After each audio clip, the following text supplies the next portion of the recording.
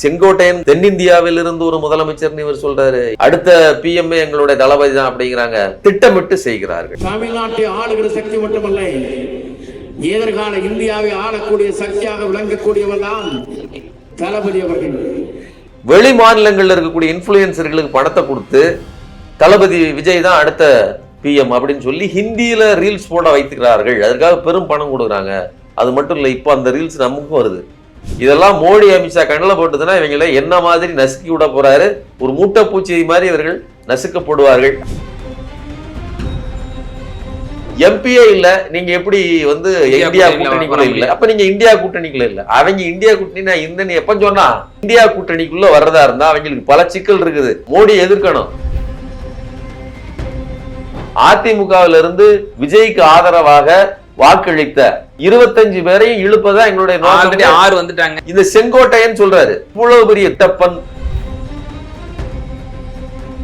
No delimitation Congress பேச்சை கேட்டுட்டு சொல்லிட்டு அடுத்த நிமிஷம் போய் அங்க ஃபேர் டிலிமிட்டேஷன் அங்க இணைந்து கொள்கிறார், அந்த பல்டி அடிக்கிறார்.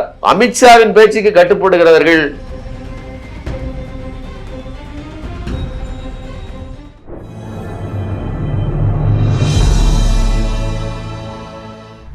நேர்கள் வணக்கம். இன்றைய நேர்காணலில் நம்ம இருந்திருப்பவர் ஊடகவியலாளர் திரு சுமன் கவி அவர்கள். சார் வணக்கம். வணக்கம் சார். தாவேகா கூட்டணியில் தொடர்ந்து பல பிரச்சனைகள்.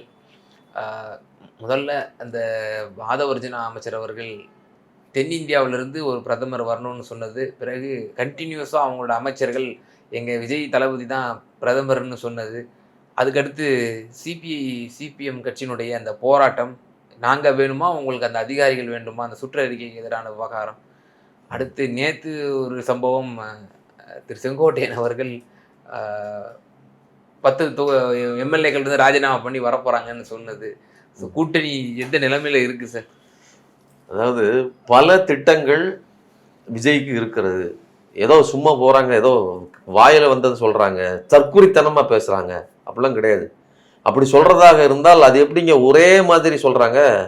அவர் மீன்வளத்துறை அமைச்சர் ஸ்ரீநாத் என்ன சொல்றாரு, எங்களுடைய தலைவர் டெல்லிக்கு போனாருன்னா ஒட்டுமொத்த கேமரா போக்கஸும் அவர் மேலதான் இருக்குது, வேற யாரும் கிடையாது அப்படிங்கிறாரு. சரிங்களா? செங்கோட்டையன் கிட்டத்தட்ட அதே மாதிரியான ஸ்டேட்மெண்ட் தான் விடுறாரு. தென்னிந்தியாவில் இருந்து ஒரு முதலமைச்சர்னு இவர் சொல்றாரு. இன்னொரு பெண் அமைச்சர் என்ன சொல்றாங்க, அடுத்த பிஎம்ஏ எங்களுடைய தளபதி தான் அப்படிங்கிறாங்க. அப்ப இது எதுவுமே சும்மா ஒரு பேசுறது கிடையாது, திட்டமிட்டு செய்கிறார்கள். நாம ஏற்கனவே சொல்லியிருக்கிறோம். உங்களுக்கு தெரியும், இந்தியா டுடேல ஒரு சர்வே வந்துச்சு. அந்த சர்வேல அவர்கள், அதாவது ஒரு கட்டுரை வந்துச்சு.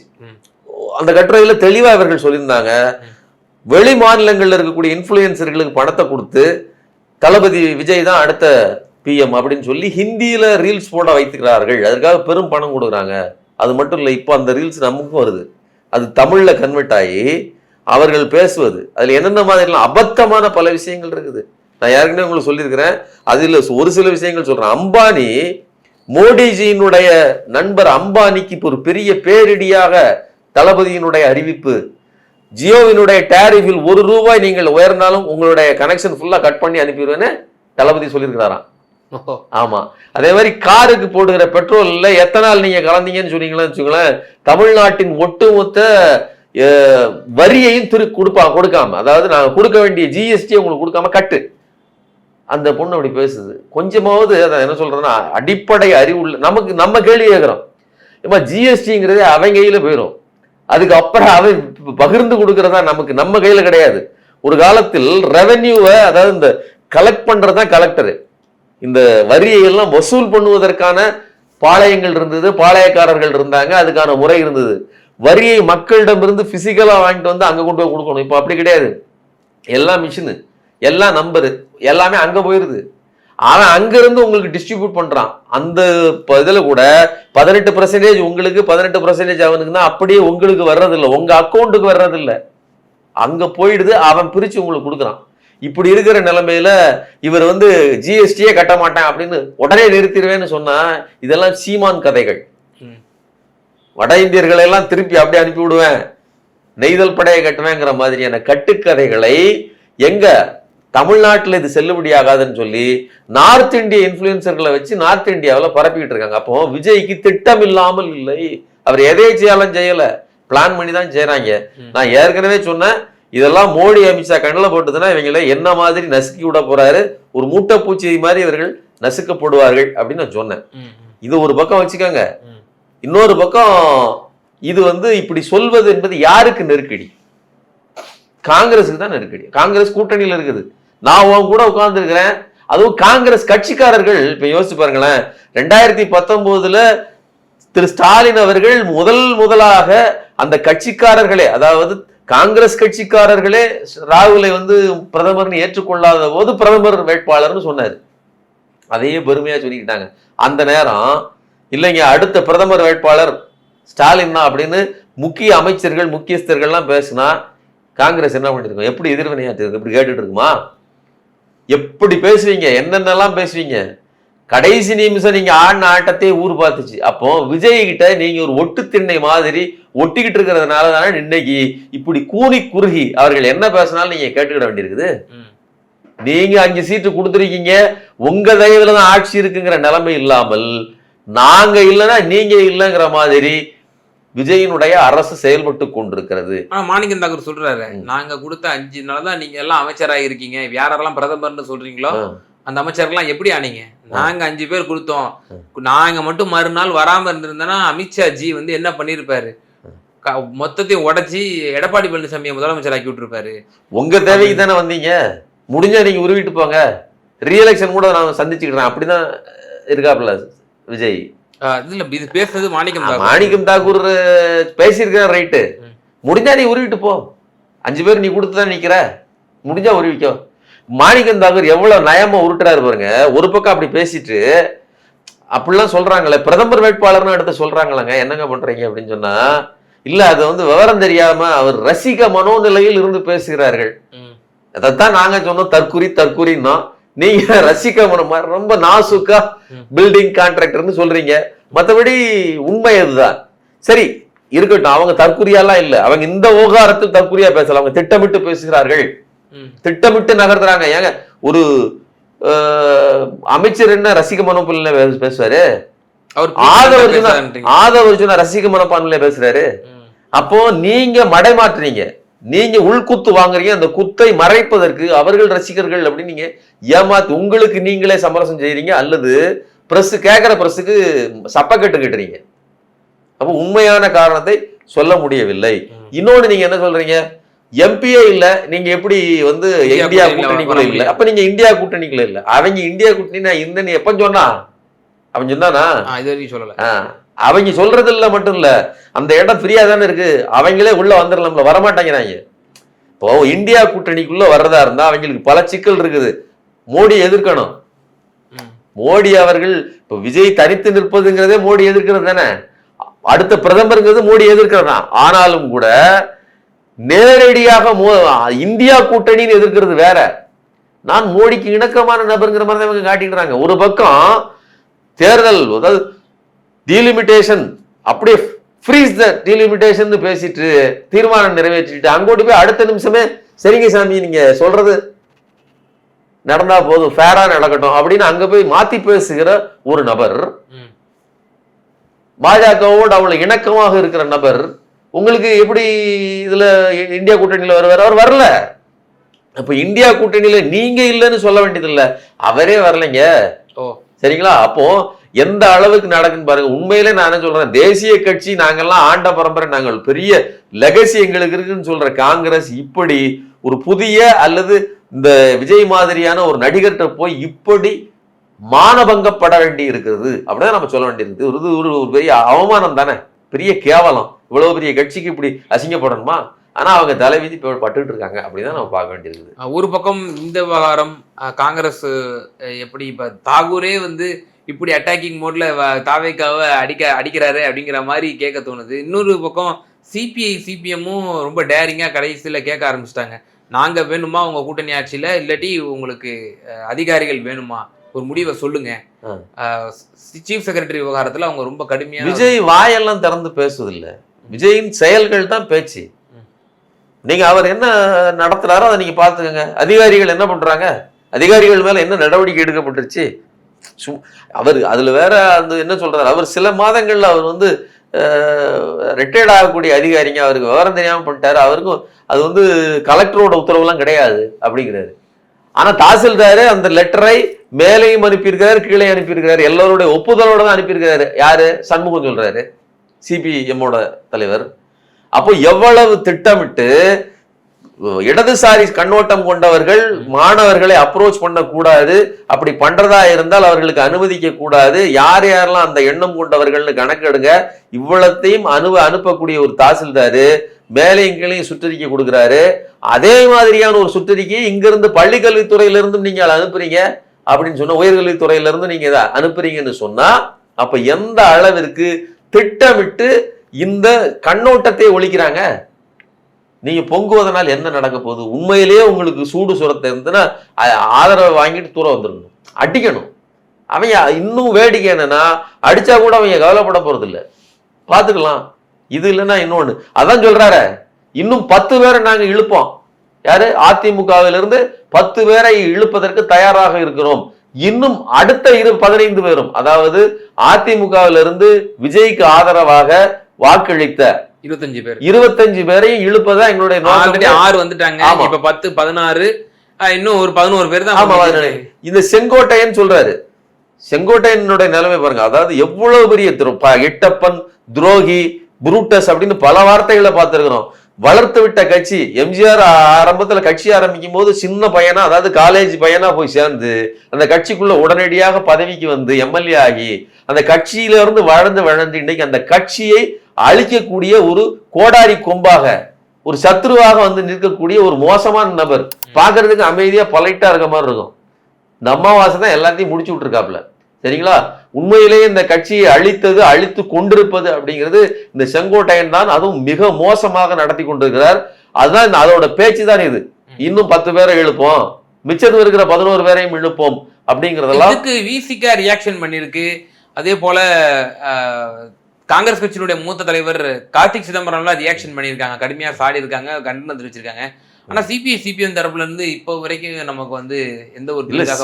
சிபிஎம்முக்கு அவங்களுக்கு ஏற்கனவே இந்த கூட்டணியை விட்டு வெளியில வரணுங்கிற எண்ணம் இருக்குதுங்க. நீ எந்த கேட்காது, உனக்கு விசிக்கு ஆல்ரெடி உள்ள பந்தியில் இருக்குது.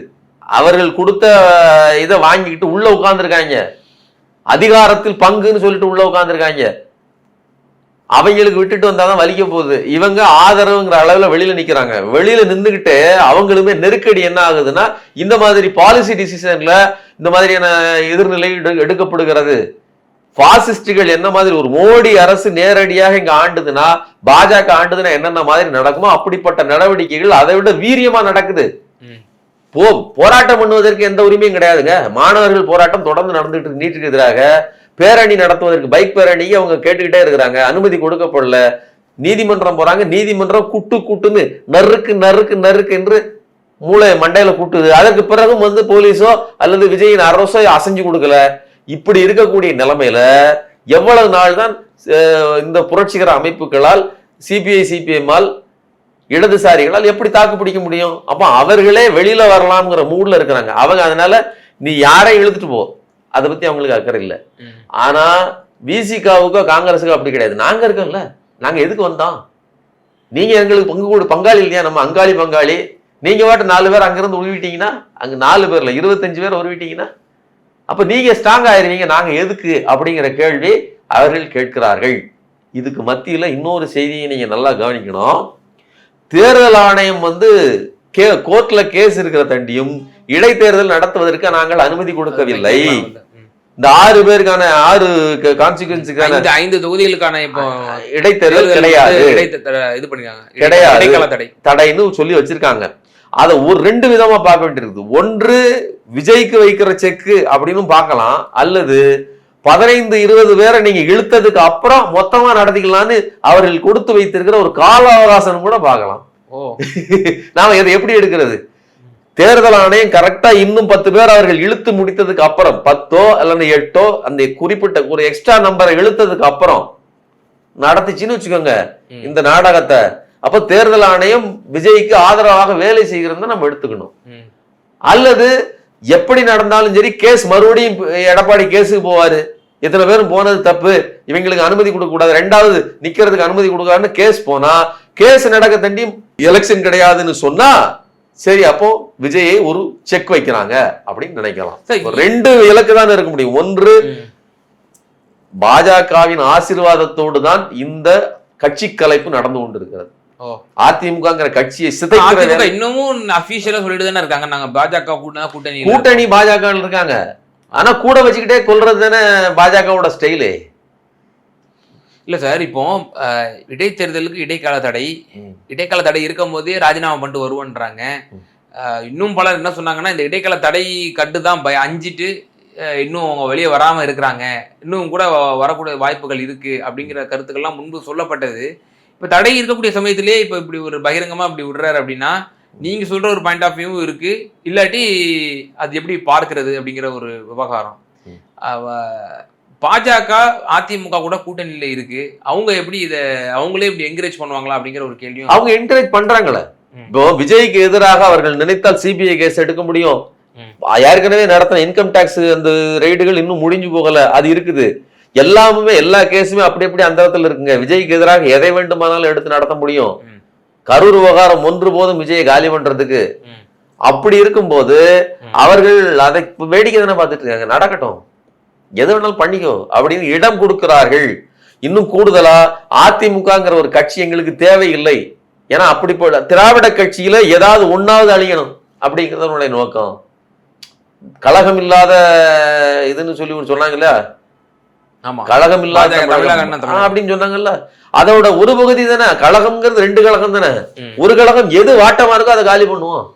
அப்போ திமுகவை பெற பார்த்துக்கலாம், அதிமுகவை முதல்ல முடிச்சிருவோங்கிற எண்ணத்தோடு தான். அது பாஜகவின் பிரான்ச் ஆபீஸா இருக்கிறதுனாலதான் அவ்வளவு அனுமதி கொடுத்து செய்யுங்கன்னு விட்டுக்கிட்டு இருக்காங்க. இன்னொன்னு முக்கியமா பாருங்க, இன்னைக்கு பேசுகிற செங்கோட்டையன் முதல்ல ஹரித்வாருக்கு போறேன்னு சொல்லிட்டு எங்க போனாரு? அமித்ஷாவை போய் பார்த்துட்டு அதுக்கப்புறம் தான் தாவேகாவுக்கு வந்தாரு.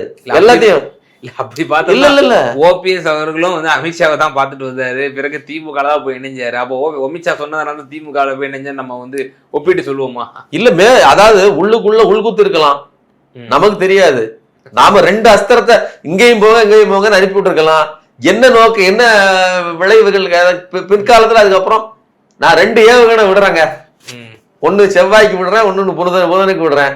புதன் தொடர்பு எல்லைக்கு அங்காடி போயிடுது, என்கிட்ட கனெக்ஷன் இல்லை, விட்டுட்டு போ. செவ்வாயை நான் என் கட்டுப்பாட்டுக்குள்ள வச்சிருக்கேன், அவ்வளவுதானே. எது நோக்கம்னு நமக்கு தெரியும்ல.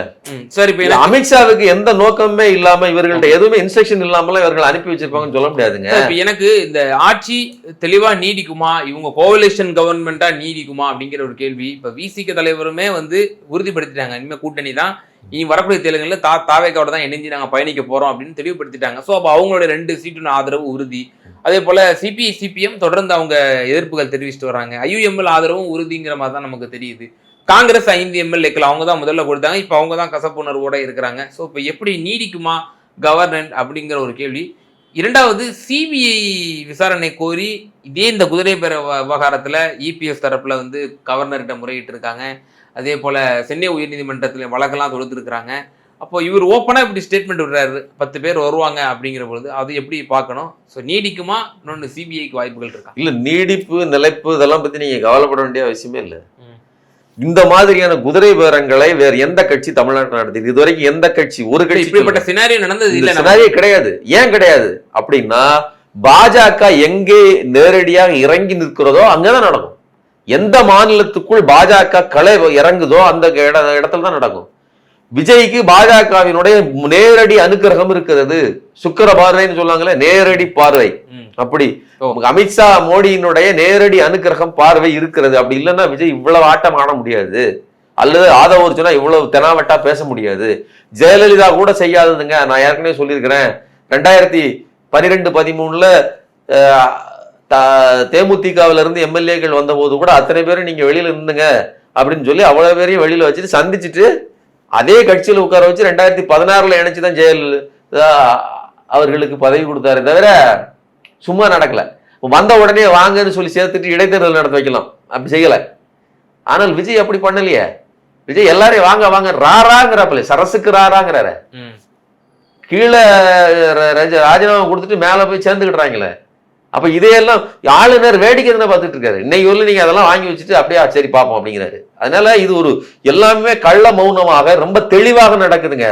விஜய் எல்லாம் மறைச்சு ஒளிவு மறைவுலாம் கிடையாது. காங்கிரஸ் இந்த பக்கம் வச்சுக்கிட்டே தான் அமித்ஷாவோட டீல் பேசுறாரு. இந்த பக்கம் வந்து நோ டீலிமிட்டேஷன் காங்கிரஸ் பேச்சை கேட்டுட்டு சொல்லிட்டு அடுத்த நிமிஷம் போய் அங்க ஃபேர் டீலிமிட்டேஷன் அங்க இணைந்து கொள்கிறார், அந்தர்பல்ட்டி அடிக்கிறார். ஃபேர் டீலிமிட்டேஷன் அதாவது அமித்ஷாவின் பேச்சுக்கு கட்டுப்படுகிறவர்கள் எட்டப்பர்கள்னு சொல்லிட்டு போறாரு. அவரை நீங்க முதல்ல இங்க சந்திக்க கூட இல்லை. காங்கிரஸ் தலைவர் ராகுல் காந்தி அங்க போகிற போதெல்லாம் சந்திச்சுட்டு மரியாதை நிமித்தமா சந்திச்சுட்டு பிரச்சனை வந்துடக்கூடாதுன்னு சொல்லிட்டு பார்த்துட்டு வர்றவர் ஸ்டாலின். ஆனா நீங்க அங்க போனா ராகுல் காந்தி சோனியா காந்தியை பார்க்க கூட 2 தடவை பார்க்கல. சரிங்களா? இப்படித்தான் இருக்கிறது இந்த கூட்டணி. காங்கிரஸ் வேற வழி இல்லாம தொங்கி கொண்டிருக்கிறது. சிபிஐ சிபிஎம்முக்கு இந்த நெருக்கடி இல்லை. ஆனால் விசிகாவும் காங்கிரஸும் வேற வழி இல்லை. வந்துட்டான், தொட்டு தொலைச்சிட்டான், வேற வழி இல்லாம கட்டிக்கிட்டு இருக்க வேண்டி இருக்குது. ஆனால் காலம் நெருங்கிக்கிட்டு இருக்குது. இவர்கள் ஆடுகிற ஆட்டத்திற்கு ஒரு பெரிய முற்றுப்புள்ளி மக்கள் தான் வைக்க போகிறார்கள். நிச்சயமா சார், பல்வேறு விவகாரங்கள் எங்கள் நேரில் ரொம்ப தெளிவாக உங்களோட கருத்துக்களை பண்ணீங்க. மிகுந்த நன்றி. நன்றி.